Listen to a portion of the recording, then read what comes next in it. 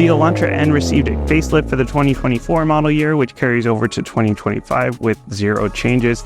But this facelift is more than just some styling changes. It's also a few tweaks to the performance and a few little minor changes to the interior.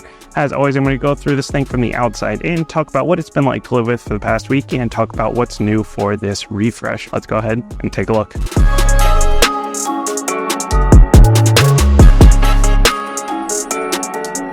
Underneath the hood here, just a couple of changes. There are some updates to the engine mount membrane to help reduce some vibrations, as well as some tweaks to the cooling system. Other than that, you still have the same engine here, the 2-liter direct-injected 4-cylinder with a turbocharger. It's going to make 276 horsepower, 289 pound-feet of torque, just like it did last year before the refresh. Power still goes through the front wheels exclusively with this one. You do get an electronic limited slip differential as you did before, and you still get the choice between a 6-speed manual transmission or an 8-speed wet dual clutch transmission. And for fuel economy, we're looking at about 20 city, 27 highway. That actually went down a little bit, surprisingly, for this one this year for some reason, but I'm getting about 22 to 24 combined this week. 12.4 gallon gas tank, you get about 275, 280 miles on a tank. And then the 0 to 60 time for this is going to be in the low 5s if you're in the automatic, if you're in the dual clutch, and then in the upper 5s if you are in the manual like I have here. When you're looking at this intense blue Elantra N from the side, not going to notice too many changes for the refresh. Still got that red stripe going across the bottom on the side sills here. But we do have new wheels here for the refresh. These are forged wheels, and they're saving you a little over 8 pounds a corner for an overall savings of right around 33 pounds. I'm not into like the black wheel epidemic thing that's going on, the black plague. I don't know why everyone's doing the black wheels. I kind of like the old wheels better. Let me know which ones you like better down in the comments, because YouTube things. But I do like that they're a little bit lighter, so that puts you right around 3186 on overall curb weight, which is only about 2 pounds shy of what the Civic Type R is. So a little bit of weight savings never hurt, definitely. And these wheels are wrapped in nice sticky Michelin Pilot Sport 4S tires. These are nice sticky summer tires. These are great for the street, for like a performance vehicle on the street, as long as it's not middle of winter like the last time I had an Elantra N. But for this week where it's like 70 degrees all week, these are perfect. These are the tires you want for sure. 107 inches on the wheelbase, about 184 inches on the overall length. That's going to line up with the Civic Si pretty well in terms of overall length. The Type R is going to be a few inches shorter since it's got that hatchback on it. I left this line through here. That's going to be consistent from last year, though. And these mirrors still got the LED turn signal in here. Your blind spot monitoring, those are heated as well. No 360 cam, no power folding, anything like that. Still got touch to lock here on the front door and touch to unlock on the inside. Nothing on the back door, though. No sunroof available if you get the manual, but you do get a sunroof if you get the dual clutch transmission. A little bit of a strange one there. I feel like that's been a thing. Like the first car I ever bought, all I wanted was a manual with a Bose sound system, and in order to get the Bose sound system, you had to get the sunroof, and you couldn't get a manual with a sunroof. I don't know why that's a thing, but same thing goes here. If you want the sunroof, you got to get the dual clutch, unfortunately. We've got this subtle spoiler going on in the back. That's a carryover as well, but nice looking side profile. I like the side profile a lot better than the front, honestly, or the back, but side profile looks really nice here, especially in this intense blue with the red stripe going across the bottom. So a lot of the changes for the refresh come in the front fascia here. Some big updates here. We got this sort of line going across the front. We got the recessed sort of flat black Hyundai logo instead of the sticky outy chrome one. We got these new dual projector LED headlights.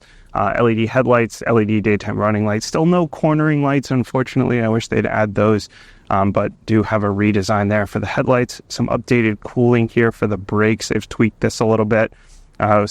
The paint color, the scheme across the front here, I'll give you a side-by-side so you can sort of see what the two look like. Still have these parking sensors going across the front. Those are quite annoying Anytime you get close to anything, even if you're sitting in neutral with your foot on the brake, they just beep like crazy, but you can turn those off in the interior. Fortunately, you just have to do it every single time. But I guess I'd rather have them than not have them. Lots of cooling through here. We do still have this red stripe going across the bottom, across this front splitter. This front splitter, you do have to watch a little bit when you're coming down the driveway.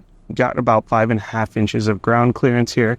It's like 3/4 of an inch more than the Civic Type R for reference, but still coming down the driveway, the splitter still sticks out a little bit. You still got to watch that for clipping on the driveway a little bit.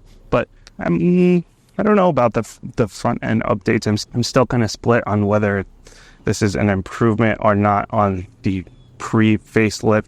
I know the front end has been kind of polarizing in general. It's still pretty polarizing, I think, with these updates. Let me know what you think down in the comments about these changes here. For the back end of the Elantra N, again, we got the updated like flat black logos here. The black Elantra logo flattened out, the Hyundai logo flattened out. I don't really like the flattened logos, honestly. I feel like it makes it look a little bit cheaper. It's still got this spoiler, as I mentioned, got the knife edge thing going on. Still got the LED combination tail lights, parking sensors across the back. The diffuser down here has been updated for 2024 for the refresh, and 2025, of course. Still got the nice big exhaust tips for those turbo pops and bangs. Got the hidden button right here underneath the Hyundai logo. Got your backup cam, of course, but you got your hidden button here for the trunk, or you can use the key. They have updated these key fobs. These used to be like Hyundai was using these hefty, like nice keys for a little while, and now they've got these egg ones. Black though, so it's got that going for it. This is the first one I've seen that's black. It's got the N logo on the back, couple of buttons on the front, and then you can pop the trunk there. Pops it up a little bit. You still got to pull it. Just over 14 cubic feet of space in here, so it's going to be on par with a Civic Si, a little bit more than a WRX. Looks like plenty of space to me, honestly. And underneath the floor here, you just got the fixed flat kit, no spare. Access to your lights on the sides here. You still have that big orange chassis brace in there, so it is going to block some of your pass-through if you're trying to put big things through there. But you can still pop the seats down with these pull levers. It's just one bench all the way across, though. And then no grab handles through here. That's an interesting choice. So you do have to grab the paint if you want to close it up.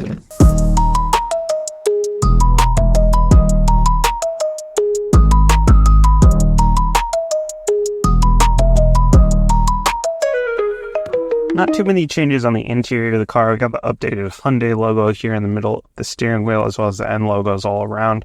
Still think they should have put the N logo right in the middle of the gear shift, and it could also stand for neutral, in addition to the other two meanings. And you've got the updated wireless charger down here. It's got like a sort of rubberized square there. That'll sort of help keep it in place. One of the USB-A's over here has been replaced with a USB-C, and now there are a couple of USB-Cs in the back as well. The rest has really pretty much remained the same, which is good because it's a pretty decent interior. There is a lot of hard plastic. It is a $35,000 car, $36,000 this year, I guess. But for this price point, you expect some hard plastics, but they did kind of keep it looking nice. They put some texture in it, and you got this sort of ultra suede stuff going on the side as well, and they kind of just switched up the materials. I wish there was a zero gloss black, but at least it's not like exploded all over the place. You still got lots of physical buttons and knobs for your dual zone climate, your heated seats. There are no cooled seats, just heated seats, which this did have over the Civic Si, but now the Civic Si has gained heated seats, so it no longer has that advantage anymore. But it's nice that it gets those some physical buttons and knobs for your infotainment as well. There's a lot in here. There's like an N performance mode here, which will like show you all of your performance data. You can move stuff around and configure that how you want. And then of course all your regular vehicle settings are in here, as well as your nav. You can update your drive modes, like your custom N driving mode. You can also update what these buttons do on your steering wheel, these big N buttons. And then there's a star button that you can customize. You can do all that through here. And then you have Android Auto and Apple CarPlay. Both are wired still, unfortunately. This is not using the latest Hyundai system. They've just started adding wireless CarPlay and wireless Android Auto to their cars, This one still has the wired version, unfortunately. But outside of that, the infotainment works very well. It's quick. It's pretty easy to use. And then you've got your gauge cluster over here with lots of great information. There's performance data. There's your typical trip information. And then you've got your nice big gauges. And this sort of changes depending on what mode you're in. I don't remember the cube mode. That's a new one that you can pick through here. But there are a handful of modes. You can either set where you want it to be all the time, or you can make it change depending on what drive mode you're in. But there's a lot of good information in here. Driver's assist stuff, your typical trip information, your fuel economy, a little bit of performance data as well. It does have traffic sign recognition through here. One new thing that I noticed that I haven't seen before is it has a since refueling. It'll tell you your how long it's been, how far you've gone, as well as your average fuel economy since refueling, which is kind of cool because in my GTI, every time I refuel, I have to reset manually, and sometimes I forget, and so it's cool that it just automatically has that in there. But generally speaking, well done there. I just wish it wasn't rectangular, because then, as always, I have this problem where the digital screen behind the wheel is cut off, like the whole top of the screen is cut off. No heads-up display. The buttons here on the steering wheel are nicely laid out for all your driver's assist stuff, as well as cycling through the menus here, your cruise control, your voice control for this, and then you've got that custom button that I mentioned, as well as the two big N buttons, which you can customize whether you want it to pop you into N mode or one of your custom modes, or if you want to just have it cycle through your drive modes. And since this one's a manual, you've got the rev matching right here on the steering wheel, which is nice, because I really like to be able to turn that on and off really easily. Like the Civic Si and Type R, you have to dig through 100 menus. You have to be stopped to turn that on and off here. Like if you want to turn it on or off, it's just right here on the steering wheel. If this was a dual clutch version, and that would be your N-grin shift, your overboost. Your gear shift, of course, your drive modes are down here, as well as you can easily access your parking camera, and then those parking sensors that I mentioned, you can turn those off nice and easily. And when you go into here, you do have a couple of different options, like a top-down rear view or just a straight-back rear view for your rear view camera, but that's it. There's no 360 view or anything. Some manual handbrake. Love to see a traditional handbrake. Cup holders here are nice and out of the way. If you have like a huge cup, then it's probably going to be a problem. The mirror is not auto-dimming, no frameless mirror, anything like that. No home link available, anything like that. It's just a manually dimming mirror. The seats, nice and supportive. These are very aggressive. It's a mix of like leatherette and ultra suede, and very aggressively bolstered. So if you are on the bigger side, you're definitely going to want to sit in one of these before buying. I mean, you should sit in any car before buying, but if you are on the bigger side, you definitely want to test out sitting in here for a decent amount of time, because it could eat into your kidneys a little bit. I really like a more aggressive seat, so I think this is great. It also has some pretty aggressive thigh bolsters. These are manually adjustable, no power adjustable ones available. This save you a little bit of weight, and not super surprised that they're not power adjustable in a car like this. Back seats there, I mentioned they've got some USBs, some USB-Cs back there.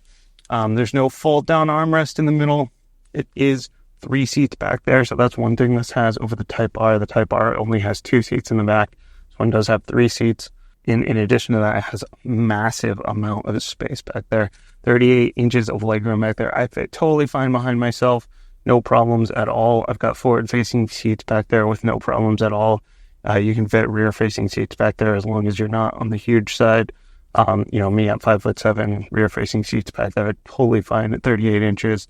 For the compact segment, that is huge. It's more than what's in the Type R and the Civic Si. I believe that's best in class for the compact segment. And then you do have a little bit of ambient lighting. These N logos here on the seat will light up at night as well. And then you've got like a stripe through here for your ambient lighting. Not too much. It's not like crazy Mercedes lighting all over the place, but just nice thin strip through there. Really a decent interior. I like it. It's very focused, and a lot of physical buttons through here. And of course, I love to see this manual handbrake.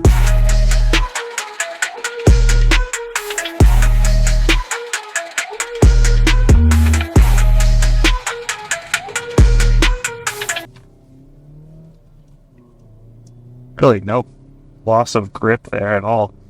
As always, I've been driving around for the last week in this car, and I had some time in the pre-refresh as well back, a year or two ago. So I've got a pretty good picture of this car. It's such a great do-it-all car. I've got the GTI, the WRX, Civic Si, and then Civic Type R. This is sort of right in the middle in terms of price point. This really, I think, does the best job of doing everything without sacrificing too much. WRX, it just has sort of a cheaper feel to it, and you don't get the adaptive suspension unless you go into the TR. In that case, you're spending 10 grand more because that one's 45 grand. The Civic Si, you don't get the adaptive suspension, and it's just not quite as playful. And then the Civic Type R, again, that's 10 grand more. And that one really, it takes itself a lot more seriously, despite the fact that, it has what a lot of people call the boy racer looks. It takes itself very seriously. It doesn't really feel like a front wheel drive car in a lot of ways. It doesn't really torque steer much. It feels like it's sort of all business. And it doesn't even pop and bang quite as much as even the Integra Type S, which is kind of surprising. Excellent car. I'm not knocking the car. I'm just saying that's a different sort of side of things. Whereas this one the Elantra N takes itself a little bit less seriously. Yeah, it torque steers a little bit more. It understeers a little bit more. But it has more of those pops and bangs. It has a little bit more flair in terms of the styling, which I know is pretty polarizing. The shift action is not quite as tight, but honestly, it's still a very good shift action. It is very nice and short to shift, and it's still a very confident, tight track. It has a really nice clutch take-up, honestly, for a modern car. It's on the heavier side. It definitely feels assisted, but it's an easy clutch take-up without being super light and super just dead. And the steering is one thing that they buttoned up, so they've tightened up a few things, or they've tweaked a few things of this: the steering, the cooling, the suspension, the traction control system, and are these things that you're really going to notice without driving them back to back? Probably not. It's probably pretty hard to get a good gauge without driving them back to back. If you're street driving, it's probably not going to make that much of a difference. If you're taking it to the track or autocrossing, then those little things are probably going to make more of a difference. The suspension tuning as well as the cooling. If you're doing extended work with the car, then that cooling is going to make a bigger difference, especially the cooling of the radiator as well as the cooling of the brakes. A little bit less a problem with the brake fade and all that. But on the street, it's really not going to make that much of a difference. I will say the steering does feel more dialed in than I remember. It has been quite a while, but it does feel, when you put it into sport mode or into N mode, it does feel like it's really pretty dialed in here. It's got some good weight to it. It does feel electronically assisted. It is electronic power steering, and it feels like you don't have too much of a dead space in the middle or anything. It feels like it does rubber band back to the middle pretty well, especially once you get going. Once you get sped up here a little bit, then there's not so much dead space in the center. Has a very good, strong on center feel. It sort of bounces back pretty well. Again, you're not really going to notice the difference without driving them back to back. It's not as tight, as heavy as in the Civic Type R. The Civic Type R is super heavy steering. It still feels very direct. It's just not quite. It's just a lot looser, a lot easier to move around. In terms of the gearing here, I think the gearing it's nicely done for daily driving. It's very easy to daily drive.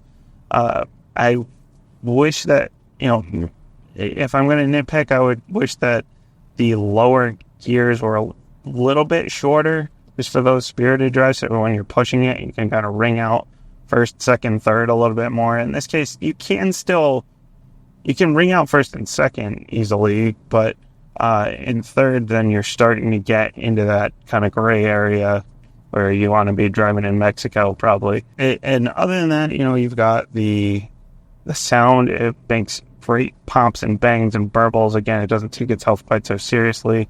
You've got the suspension tuning here. I mentioned it rides better than the Type R, even in sport mode or in N mode if you have everything dialed in.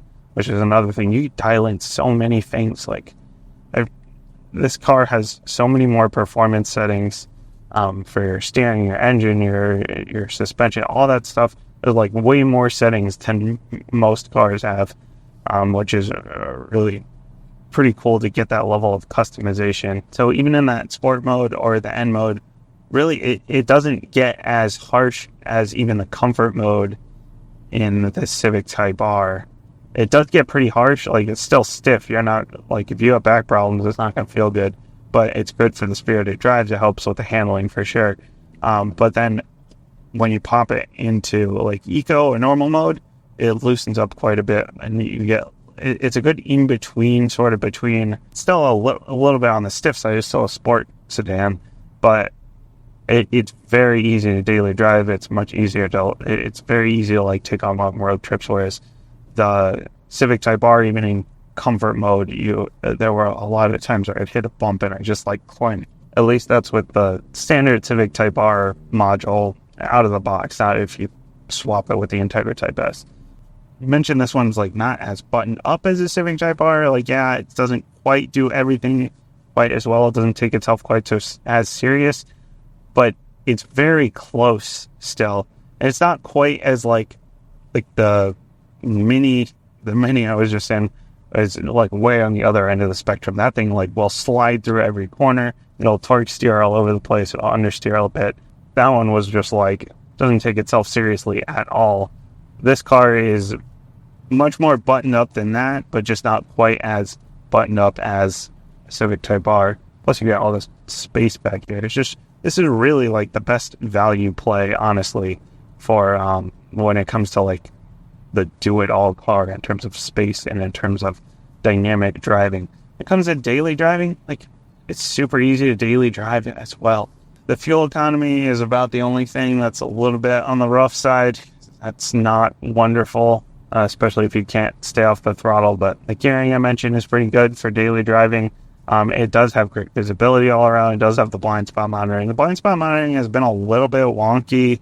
Every once in a while I'll be like turning left and the blind spot monitoring will like beep because it thinks that I'm changing lanes into somebody or something, but there's not really anybody there. It just has regular cruise control.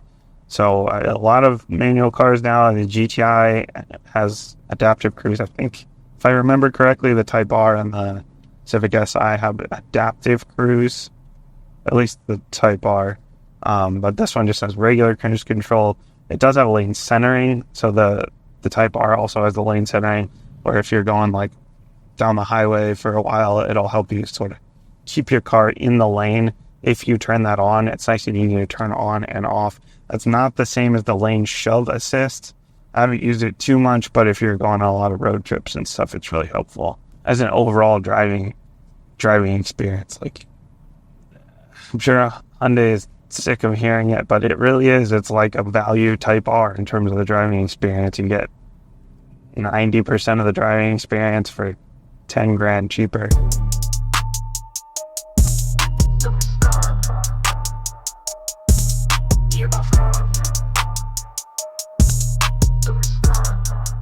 At the end of the day, if you're debating between pre-refresh and post-refresh, it's really going to come down to your styling preferences as well as your use case. Styling, obviously subjective, but in terms of the performance bits, the steering tweaks, the cooling tweaks, the suspension tweaks, that stuff's really not going to be super obvious unless you are maybe driving them back-to-back, or you're autocrossing, you're taking it to the track. If you're street driving this car, you're kind of debating whether you want to get the refresh or not. But probably just save money and get the pre-refresh unless you really like the styling. But if you are somebody that's taking this autocross, taking it to the track, then those cooling updates are obviously going to help in the long term. And the suspension being slightly more dialed in, I'm sure those things would help in that situation. Obviously, I didn't take this car on the track. I didn't take this thing autocrossing, but I think that that's really where those changes would show themselves a lot better. If you're just mostly street driving this car, I think it doesn't really make too much of a difference whether you get the pre-refresh or the post-refresh, honestly. And in terms of where it stands against the competition, it really does fit in well as that value type bar. I feel like that's a little bit cliche at this point. I'm sure Hyundai's sick of hearing it, but it really kind of is. It's 90% of the performance, 90% of the capability, maybe even higher, maybe 95%. But for 10 grand less, like that's it does so well. But overall, in terms of the competition here, of the cars that I've driven so far, so excluding the GR Corolla, this is still my favorite one because of the price point mixed with how it does daily driving very well. It does street driving very well. It does like spirited driving very well. It does everything well enough, and it's still fun. It's plenty capable, and it's super practical. It's got those huge back seats as well, and the nice comfortable setup here in the front seats as well, as long as you're not on the too big side. Plus decent set of functionality. Let me know how you feel about this versus the other competition in this lineup, in this sort of sport compact / hot hatch sort of segment, as well as how you feel this does against the pre-fresh. Let me know all that stuff down in the comments. As always, thanks for watching, and I will see you next time.